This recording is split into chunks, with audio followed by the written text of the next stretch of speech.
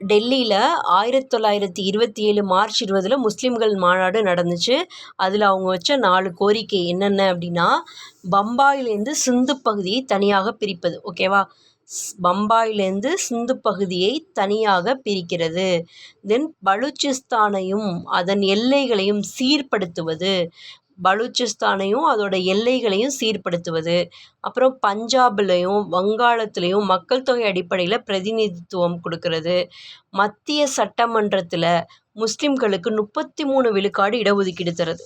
அதாவது அவங்க முஸ்லீம்கள் கோரின 4 கோரிக்கைகள் என்னென்ன அப்படின்னா, பம்பாயிலேருந்து சிந்து பகுதியை பிரிக்கிறது, பலூச்சிஸ்தானத்துலேயும் அதோட எல்லைகளை சீர்படுத்துறது, சரி பண்ணுறது, பலூச்சிஸ்தானத்தையும் அதோட எல்லைகளையும் சரி பண்ணுறது, பஞ்சாப்லேயும் வங்காளத்துலேயும் மக்கள் தொகை அடிப்படையில் பிரதிநிதித்துவம் கொடுக்கறது, மத்திய சட்டமன்றத்தில் முஸ்லீம்களுக்கு 33% இடஒதுக்கீடு கொடுங்க. இது 4ஐயும் அவங்க கேட்டாங்க. ஓகேவா?